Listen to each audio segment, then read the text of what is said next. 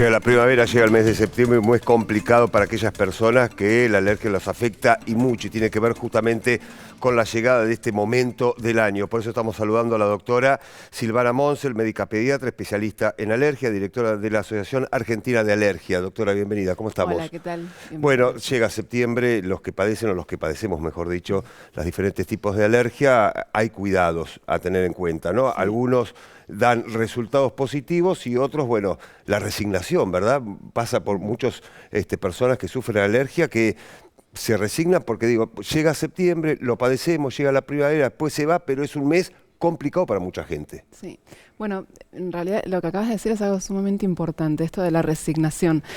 En Argentina tenemos el 20% de la población que es alérgica, pero tenemos un gran problema y a nivel mundial que hay mucho subdiagnóstico y subtratamiento. ¿Qué significa esto? Muchos pacientes que no saben que tienen la enfermedad, con lo cual no tienen el tratamiento que necesitan, con lo cual sufren muchas crisis y con todas las consecuencias, ¿no?, que esto puede acarrear, como por ejemplo, obviamente, de ir evolucionando y desarrollando otras manifestaciones alérgicas o acudir frecuentemente a una urgencia, a una guardia o tomar medicamentos quizás no son los adecuados, con lo cual es realmente un problema de salud pública. Ahora, doctora, es una época del año en la que afloran, no solamente vinculado con el polen, sino que donde las alergias se vuelven más intensas.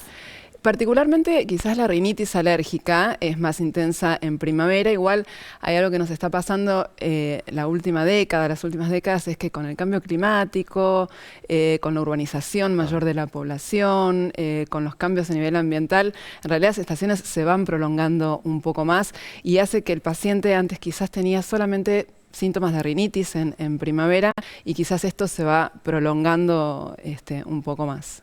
¿De qué manera se puede combatir la alergia? Bueno, primero lo principal es lo que hablábamos antes, es tener un buen diagnóstico. Claro. Es tener un buen diagnóstico y saber qué tipo de alergia, porque la alergia en realidad es una predisposición que tiene el sistema inmunológico a reaccionar contra cosas que son normales de nuestro hábitat como si fueran extrañas. Y tenemos distintas manifestaciones alérgicas, ¿no? En el caso de la primavera, puntualmente, quizás lo que más se va a manifestar es la rinitis alérgica, pero tenemos alergias alimentarias, alergias en piel, asma, que está muy ligada a la rinitis alérgica. Sabemos por datos que tenemos recientes que el 20% de los pacientes que tienen rinitis pueden llegar a desarrollar asma. Inclusive el 80% de los pacientes que tienen asma tienen rinitis también. Entonces, primero tener bien el diagnóstico de cuál es la manifestación que tiene el paciente, saber bien si tienen una sensibilidad a algún alérgeno especial en particular, por ejemplo, un paciente con rinitis si es alérgico al polen, alérgenos domiciliarios.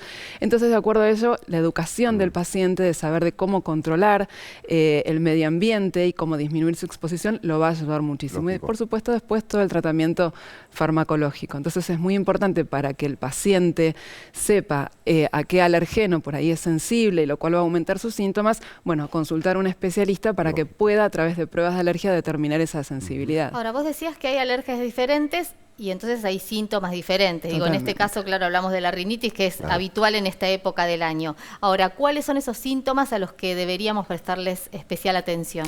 Bueno, si hablamos de la rinitis, que es una pregunta súper importante porque sus síntomas son muy parecidos a los de un resfrío común. Claro. Pero hay ciertas cosas que nos tienen que llamar la atención y decir, bueno, no, esto ya no es un resfrío, esto puede llegar a ser una enfermedad crónica, y lo cual hay que consultar. Un paciente con rinitis tiene estornudos como paroxísticos, como que pareciera que quizás estornuda 5 veces, pero parece que no va a parar de estornudar.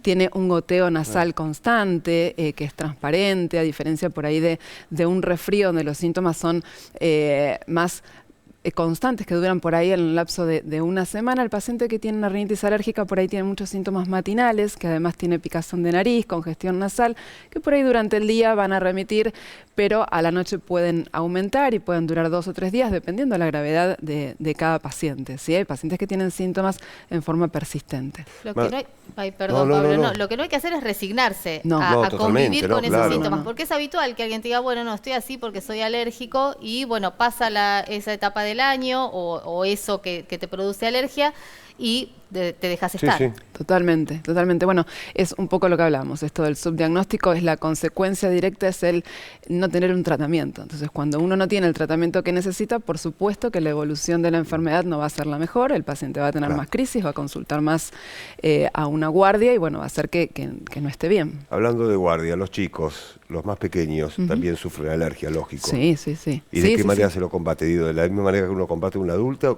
o hay otros tratamientos pensando en el más pequeño de la familia?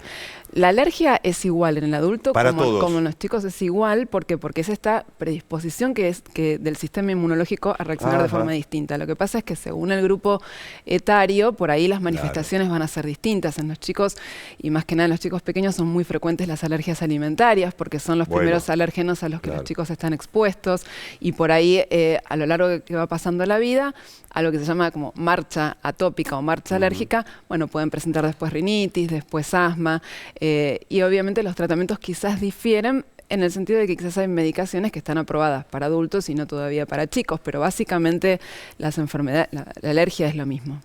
Bien, bueno, interesante, ¿eh? Gracias, doctora. No, muy amable. por favor, gracias a ustedes por la invitación. Por favor. Hasta luego.